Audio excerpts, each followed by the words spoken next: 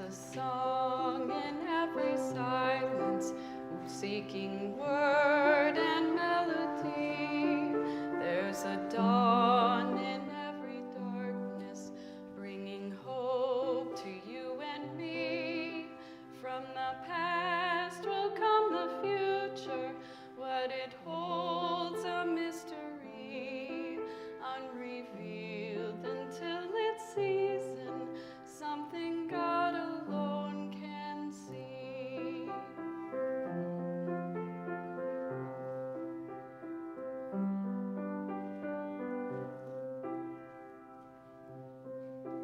In our end is our beginning, in our time infinity, in our doubt there is believing, in our life eternity, in our death a resurrection, at the last a victory, unrevealed until its season, something God alone can see, unrevealed until its season, something God alone can see.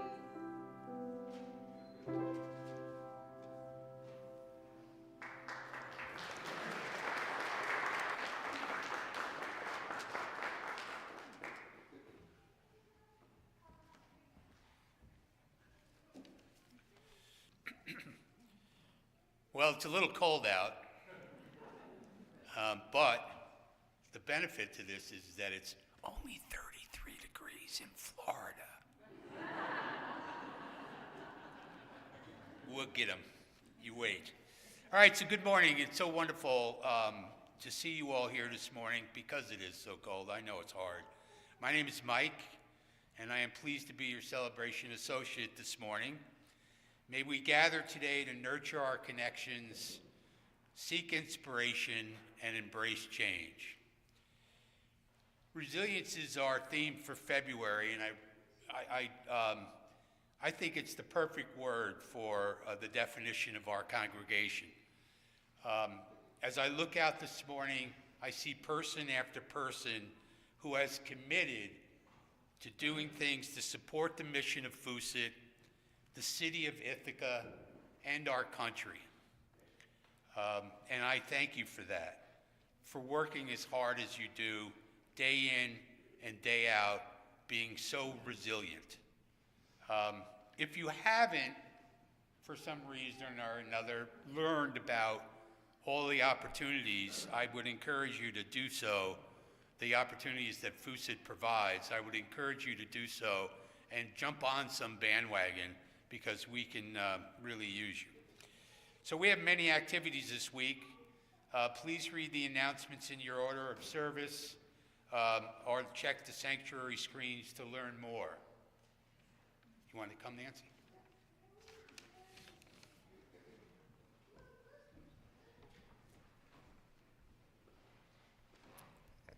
So good morning. I'm Nancy Miller, and I'm speaking for the care team at the moment. In response to what's been going on across our country over the last week and more, the care team is offering at 9:30 on Sunday mornings meditation for peace, meditation for the world, meditation for ourselves. We will meet in the annex in the youth room, which is right at the top of the stairs.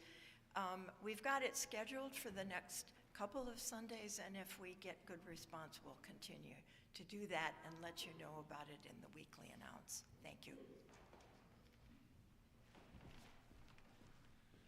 Did I tell you? Person after person after person here, coming up with new things to help support all of us and make our lives a little better. So there is one other thing that I wanted to mention, and that is on the 22nd, which is the kickoff for our pledging campaign, which is Invest in Community, the Flow of Abundance. That will be our theme this year. We're having a stone soup party. Hey, so it's right after the service. And if you're interested and you want to make some soup or you want to make some bread that we could all share, please go to the weekly announce, and it's in that. It's on the FUSIT website, the place where you would sign up. We're also going to need a lot of help that day for the setup and so on. So I really encourage you to get involved and at least come and have a bowl of soup. So if you are new or visiting for the first time, I invite you to stop by the welcome table in the parlor after the service, fill out one of these yellow cards, if you will, and speak with our person out there, Elizabeth? Yes, Elizabeth. Right through these doors. This is where we usually have coffee, snacks, and conversations after the service. And in spirit of intentionally gathering in community, please take a moment and switch your cell phones to the silent mode if you don't mind, or take a look, make sure you have.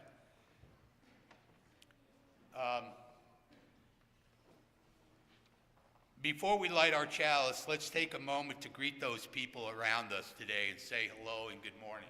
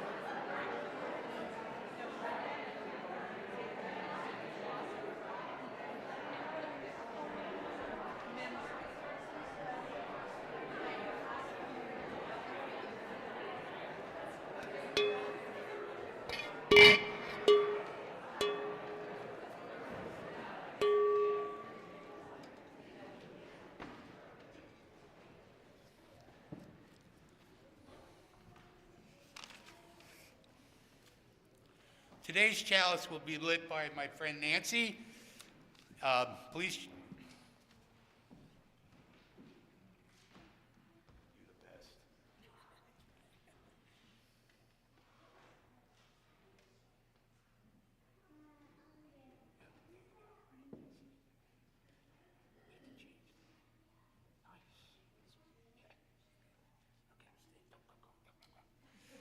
Please join me in saying the chalice words. We light this chalice for the warmth of love, the light of truth, and the energy of action. There we go. Thank you, Nancy.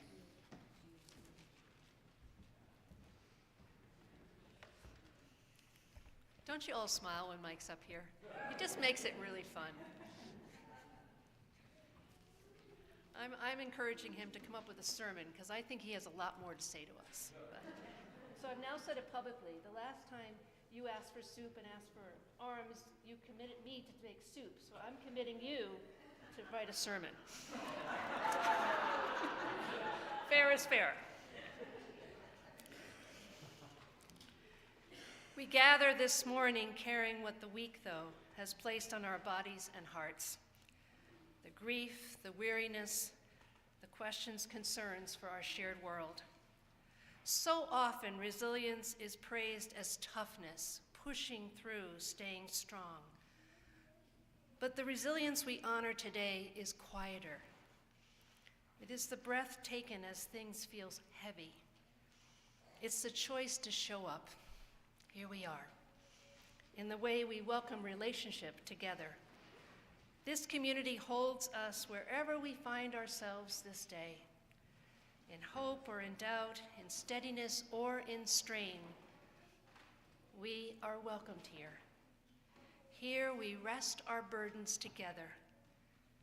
Here we practice a resilience rooted in not going it alone, but in belonging. Welcome.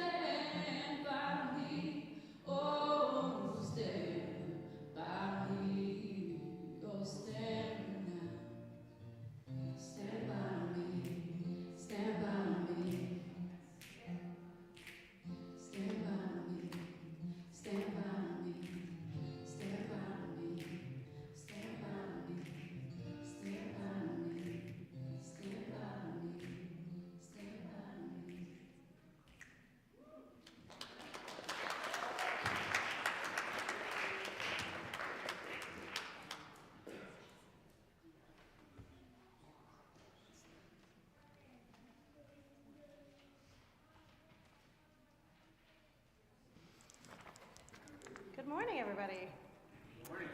I'd like to invite anybody who is young or feeling young at heart to join me on the stage for the time of wonder. Thank you. And can I steal a chair? Can I steal your chair? Yeah. Okay.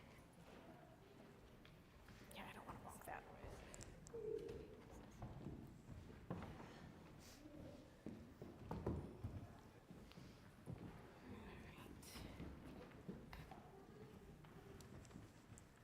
Hello, everybody.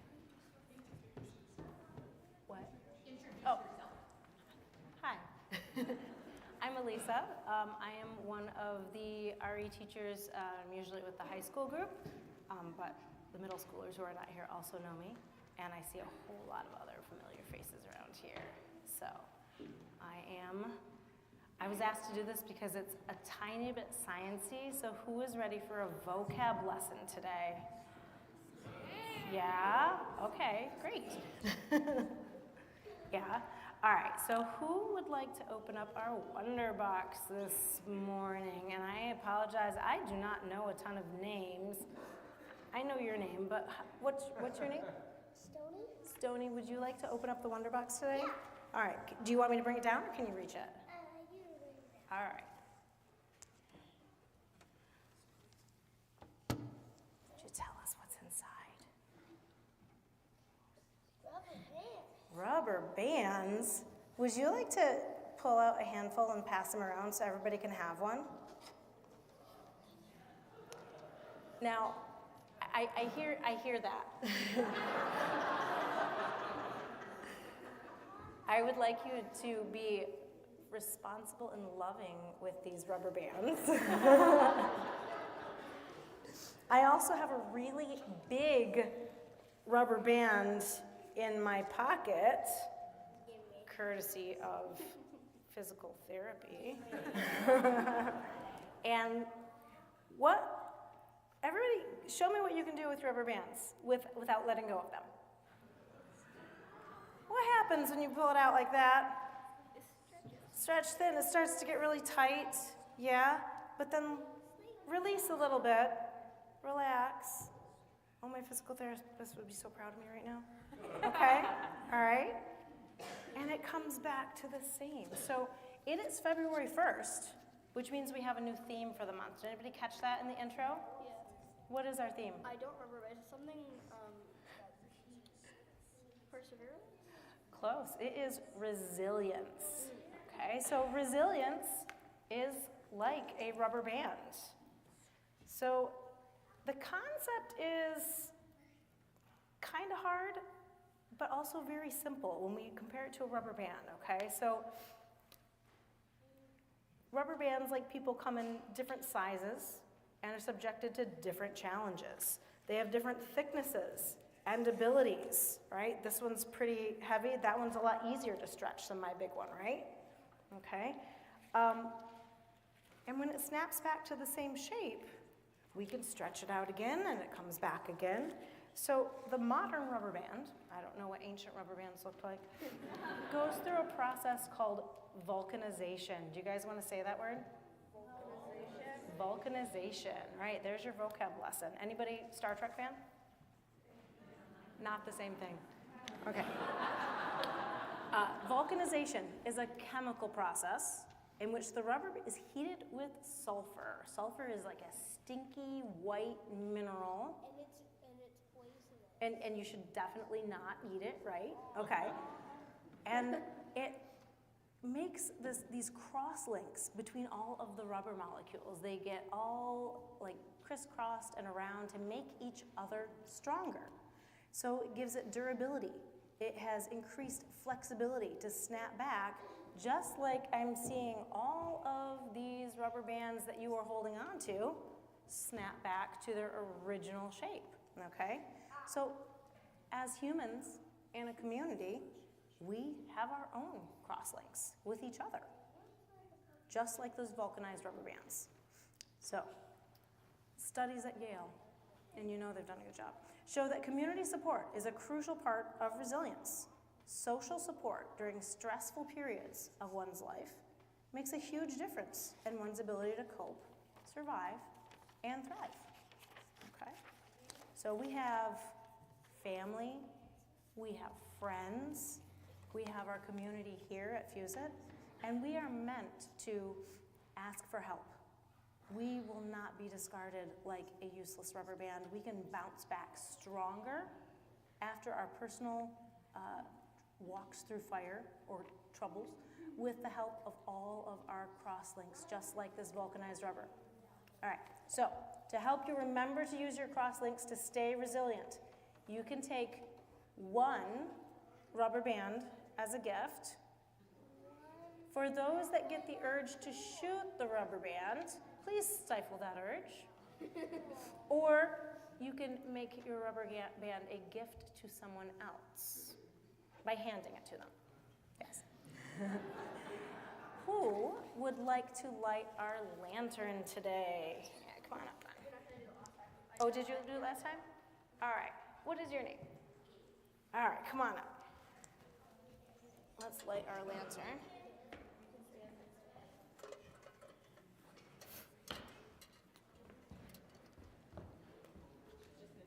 All right.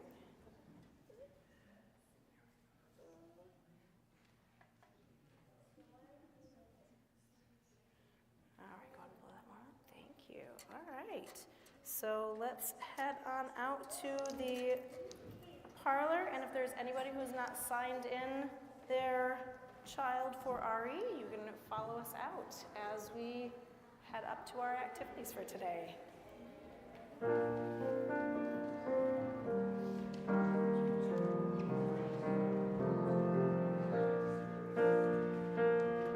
Where you go, I will go, beloved.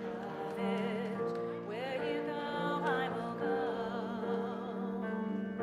Where you go, I will go, beloved. Where you go, I will go. And your people are my people. Your people are mine. Your people are my people. You're divine, my divine. You're divine, my divine.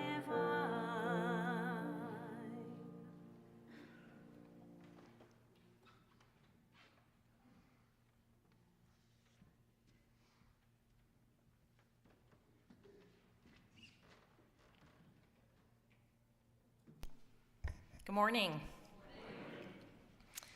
So just a reminder about joys and sorrows. There are two different ways that your joy or sorrow or appreciation can be submitted for inclusion on Sunday. You can send notices to joysandsorrows@uuithaca.org by 9 o'clock on Sunday morning, or you can fill out a green card before the service and place it in the basket inside the door to the parlor. When considering what you might want to say in your joy or sorrow, please note these services are live streamed and available to the public on our YouTube channel.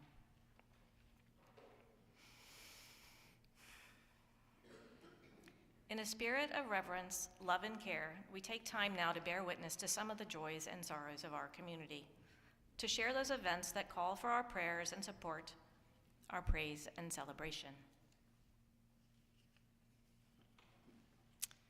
Jack Cinda left me a green card. Big appreciation for the operations and administration team for all of the vital work they do to make this congregation tick, from dealing with broken things to updating our systems, to reduce climate impacts, to keeping our finances steady. They have done so much for us this year. Thank you.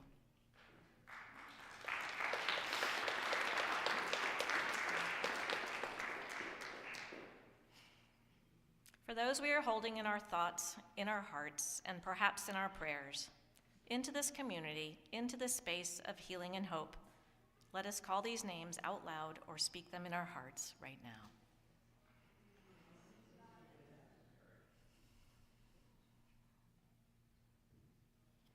We extend loving kindness to all in our world, and let us not forget to extend loving kindness to ourselves.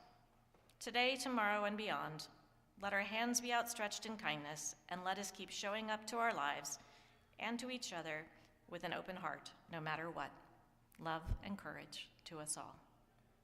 Blessed be, and amen.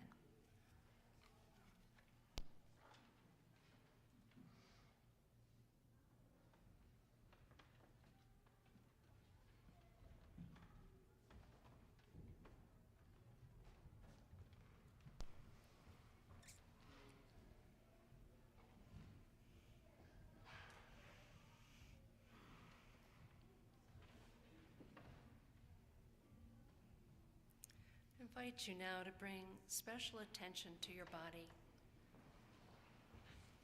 In the spirit of meditation, feel the place where you are supported. The chair beneath you, your feet on the floor, the quiet strength of the ground holding us. You do not need to feel calm. Simply notice that you are here. And if it feels comfortable, bring your attention to your breath. Not to change it, only to follow it for a moment. The inhale arriving, the exhale releasing, even just a little.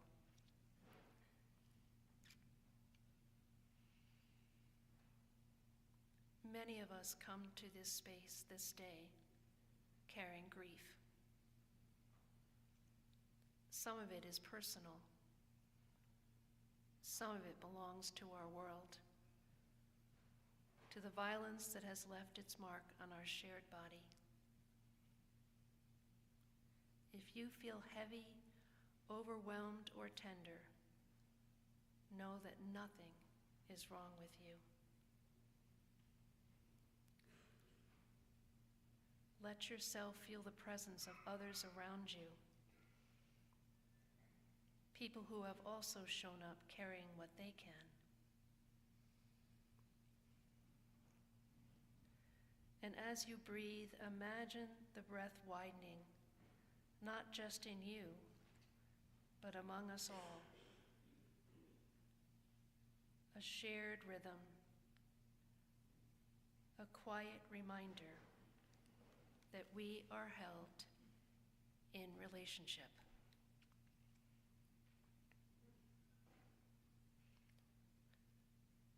For these few moments, we rest here together, not escaping the world as it is, but gathering the steadiness we will need.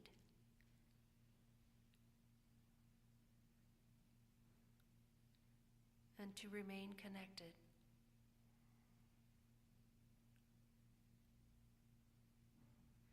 Take one more breath, consciously, slowly.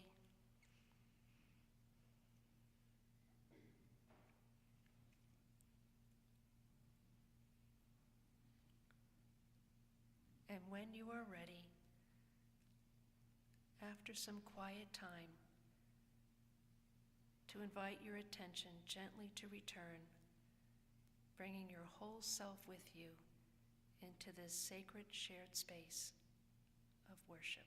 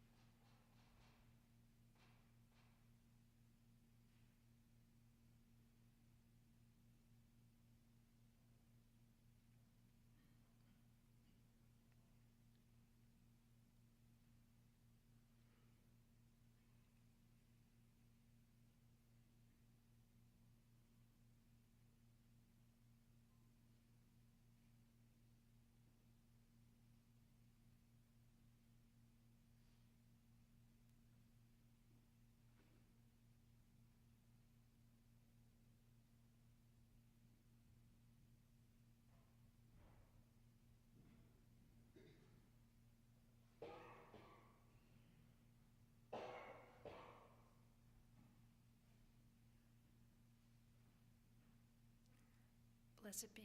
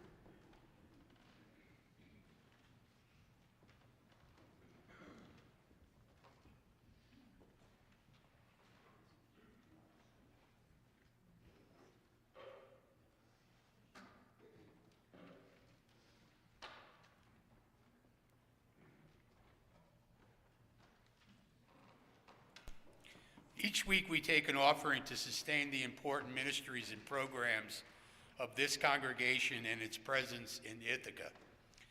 Giving to the plate is important. It's a symbol of our gratitude for the service and our ongoing commitment to support the work of this church. For those of you watching remotely, follow the instructions on the screen. For those attending in person, our ushers will pass the plate.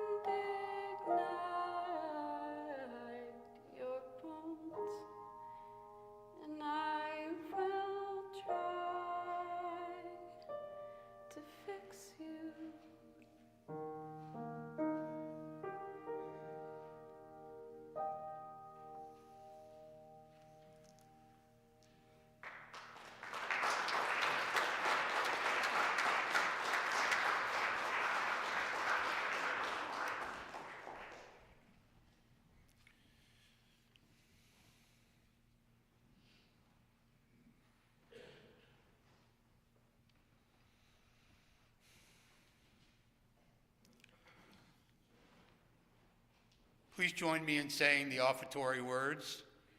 May these gifts bring about connection, inspiration, and engagement within these walls and beyond.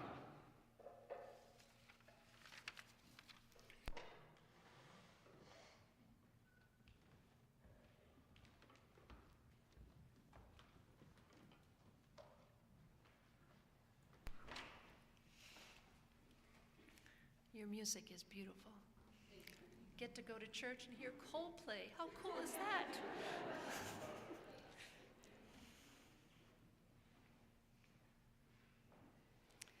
Let us agree for now that we will not say that the breaking makes us stronger. Let us promise that we will not tell ourselves that time will heal the wound when every day our waking opens it anew. Perhaps for now, it can be enough to simply marvel at the mystery of how a heart so broken can go on beating as if it were made precisely for this moment, as if it knows the only cure for love is more of it, as it sees the heart's sole remedy for breaking is to still love more, as if it trusts that its own persistent pulse is the rhythm of a blessing we cannot begin to fathom, but will save us nonetheless.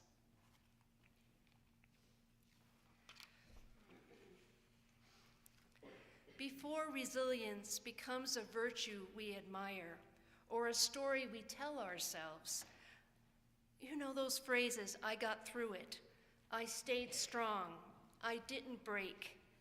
It begins somewhere, though, else entirely. It begins in the body. It begins in the physical ache of living in a world where violence repeatedly interrupts our sense of safety. Stories from Minneapolis, but not just Minneapolis. We are all carrying the ongoing reality of lives taken by violence. The murders that have shaken neighborhoods, family, and the shared body, of course, that includes us all. Even when we have not been directly touched, it is hard not to feel the weight of it, right? Grief accumulates, my friends, and anguish lingers. The question is not whether we will feel overwhelmed, but how could we not? When death arrives so close and so often, it presses itself into our bodies before we ever have a chance to make meaning of it. Before resilience becomes a story, it lives in the body, and not just in the body, but in relationship. Resilience lives in our nervous systems where we have each learned, sometimes imperfectly, how to adapt to what is happening around us and responding to the bodies nearby. This is not metaphor, it is biological truth. When something overwhelms us, grief, fear, chronic stress, injustice, violence, it is the body that registers it first. Remember, our heart rates shift, muscles tighten, breath grows shallow. The body begins telling a story before we even have words for it. As witnesses to this time, the devastation is pressing us not as distant news, but as lived memory already carried in our muscle and marrow, asking something of us, even when we do not yet know how to respond. And yet the body does not tell the story alone. Our nervous systems, as we know, are social. It's why we're here. We learn what is safe and what is dangerous, what is survivable with caregivers, coworkers, neighbors, and communities. We steady one another through tone of voice, proximity, shared rhythm, and shared presence. This is why in moments of crisis, people do not only analyze or argue, bodies look for regulation before they look for explanation. We've seen it. We gather, we sing, we cook, we walk. In Minneapolis, as violence and grief tore through that city, people needed everything. They needed protest and presence, mutual aid and material care, and they also needed song. Many found themselves singing songs of consolation and hope, not instead of action, but alongside it. They sang because bodies need something other than sirens and shouting to reorient themselves, something that can help traumatized people to remember how to breathe again. We know this from our own worship even today. Singing together creates shared breath and shared tempo.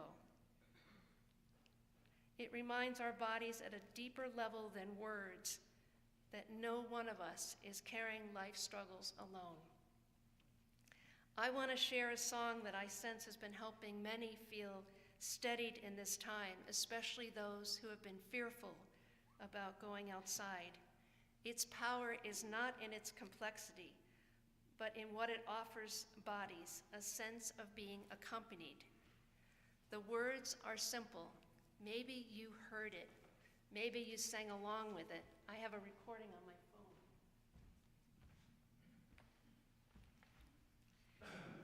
The words are simple. Hold on. Hold on, my dear ones. Here comes the dawn.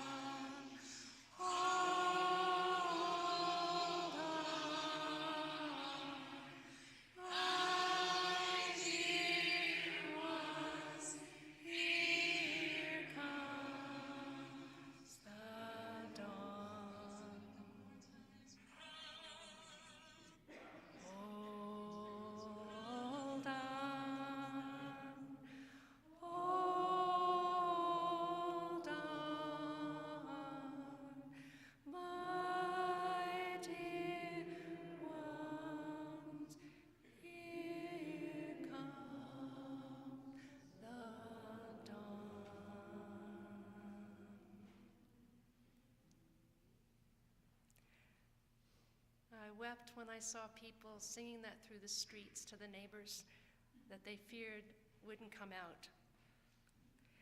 We remember too that mutual aid emerges in Minneapolis, though, not as strategy or not merely a strategy, but something bodies need in order to settle and endure.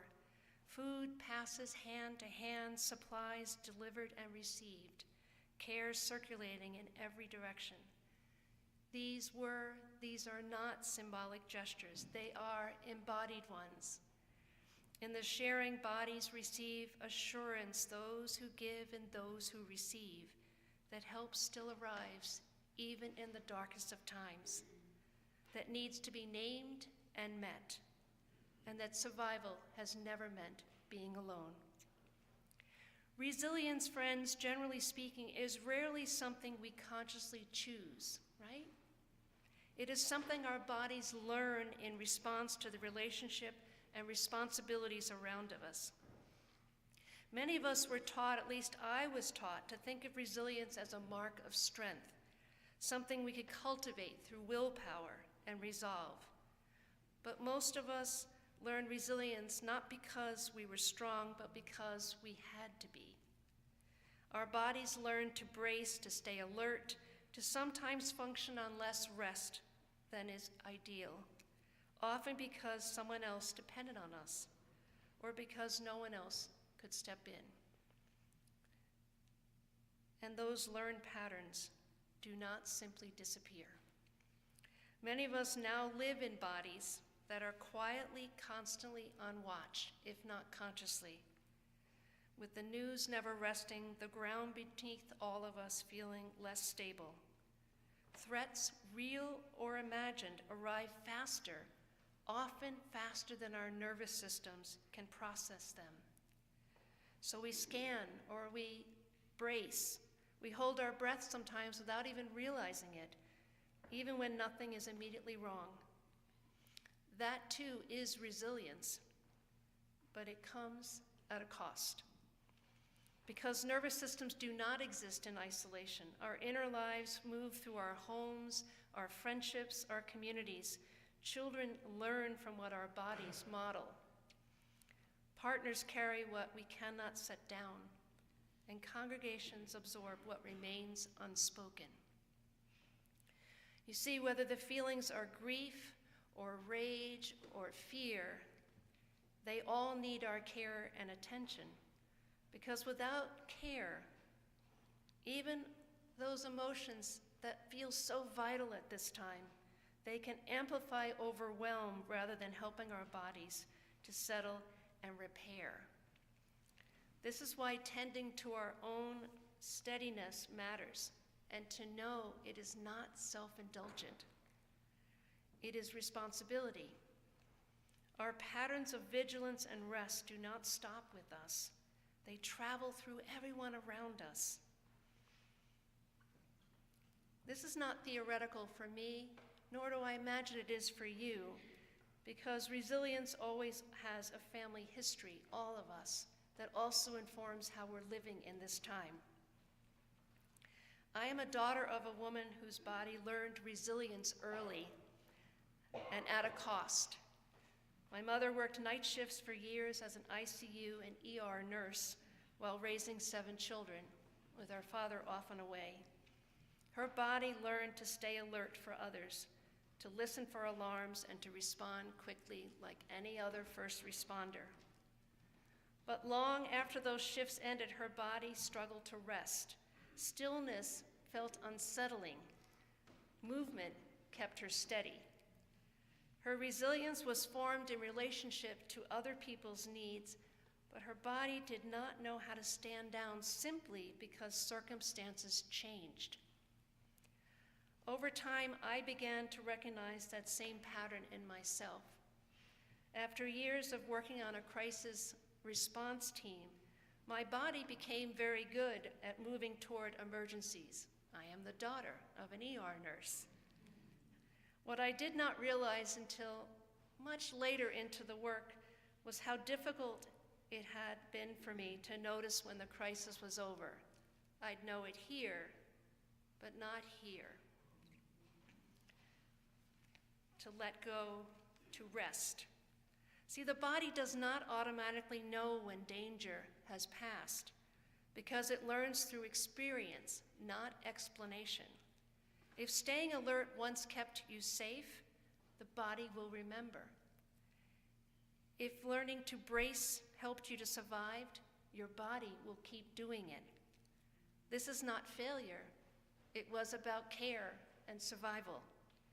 It is the body doing exactly what it learned to do to keep us all safe. And it is true, if our bodies are responding out of care rather than weakness, then the work before us now changes.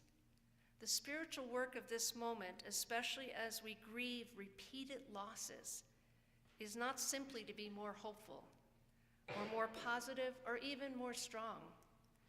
It is to relearn relationship again and again with our own bodies and with one another, not perfectly, but patiently, each time we notice we have been bracing without realizing it.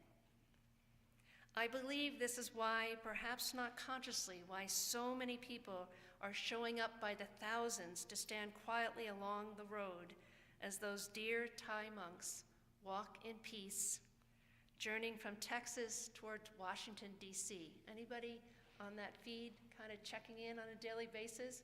Those poor monks in the snow now. Thousands of people are coming out. Many who have come have not been able to say exactly what drew them there. They have not come with a plan. They have come merely to witness. And in that witness, standing along the road or sitting in stillness, something begins to happen in their bodies. It's happened to me just joining those live feeds. The body softens. The unconscious vigilance begins to loosen its grip. And you breathe more deeply. For a moment, your nervous system recognizes something we have been longing for in this moment, for safety, for the quiet assurance of being steadied together. Bodies that have been living on alert recognize something different there. Those who've been to the live feed probably know, or even in listening to the music today, did you notice a slower rhythm coming over your body? A steadier place, maybe closer to your tears? That's safe here too. The monks' silence, their deliberate steps, offer something quite rare, a nervous system shaped by peace. And people feel it before we can explain it. We know that voices of fear and authoritarianism thrive on isolation. It teaches bodies that vigilance is safer than connection. That staying in relationship then now becomes not only a spiritual practice, but a form of resistance. So we must learn safety again and again, especially right now. Not as something we achieve alone, though. We do not think our way to safety. We do not muscle our way into it. We find it together. Again and again, history teaches the truth that when fear is acknowledged and felt in the body, we move toward one another. We gather, we sing, we walk, we march. We place our bodies alongside other bodies and discover that safety is not the absence of danger. It is the presence of solidarity. Okay, we're going to sing one more time. Right? It's just so great. And I want to hear more harmonies now. Come on, I know you're definitely up for it. Okay, ready?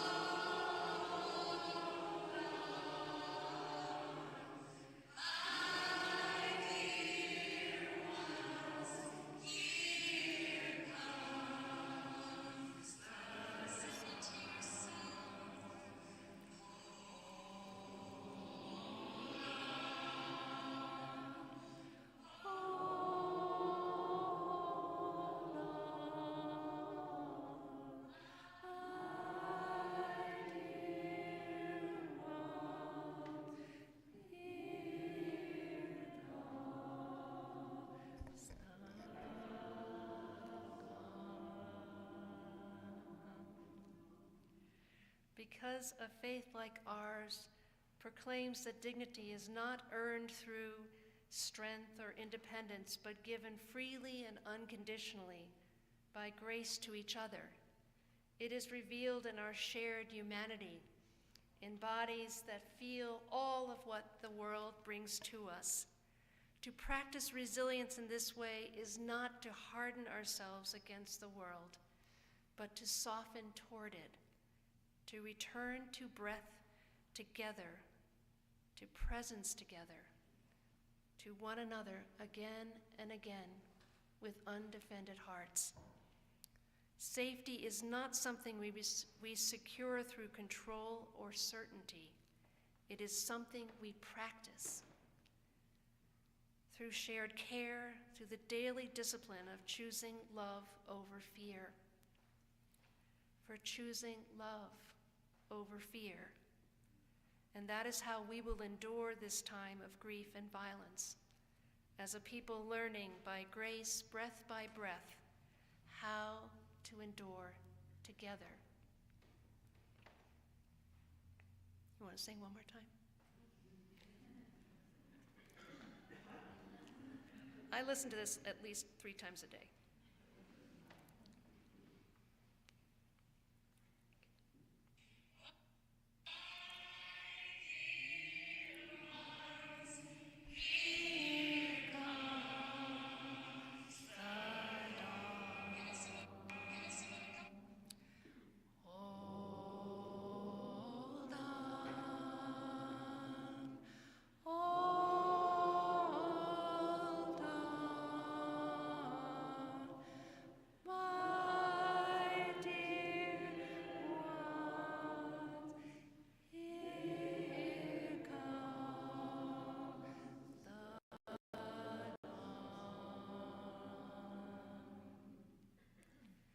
Peace, my friends.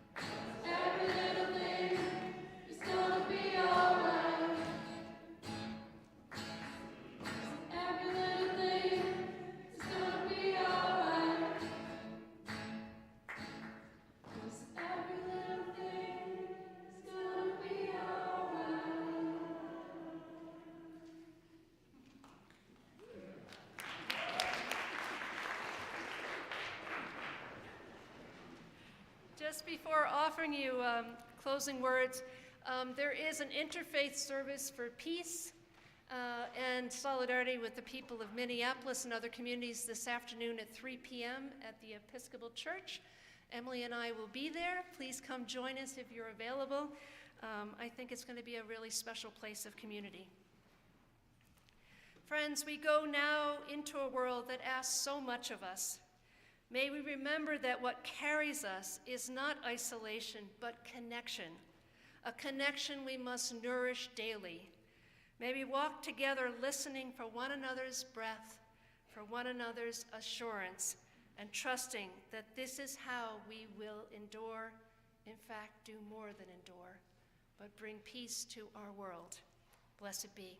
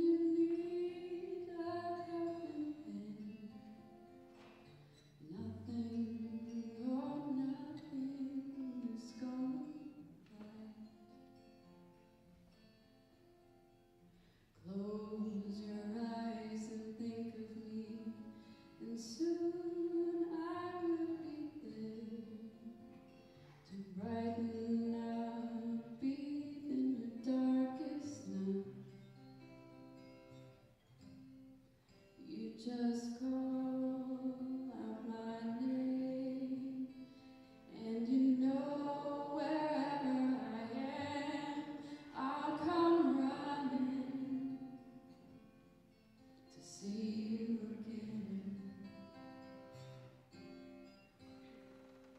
Winter, spring, summer, or fall, all you got to do is call, and I'll be there, yeah. You've got a friend.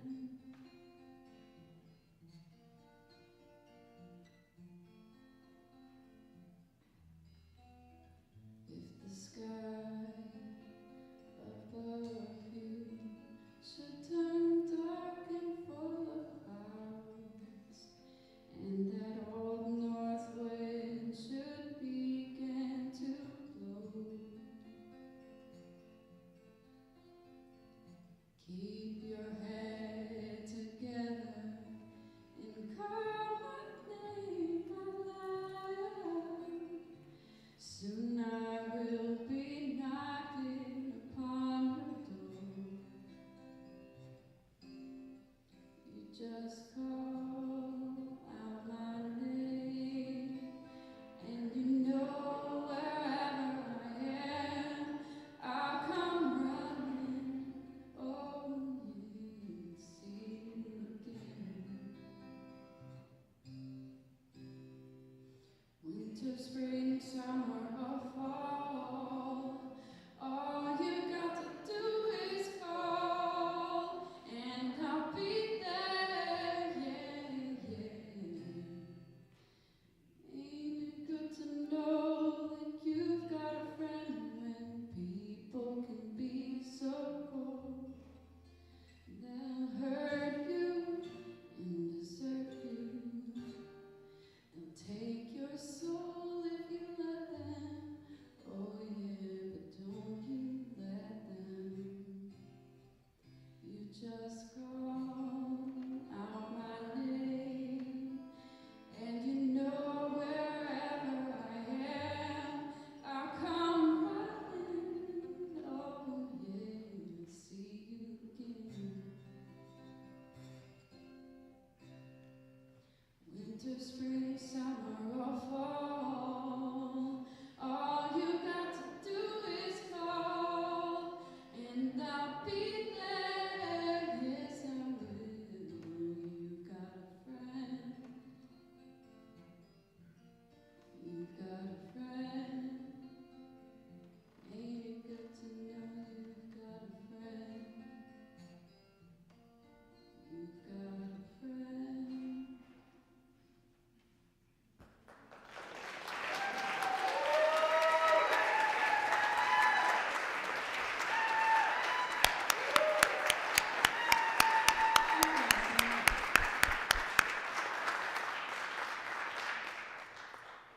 We extinguish this flame, but not the light of truth, the warmth of community, or the fire of commitment.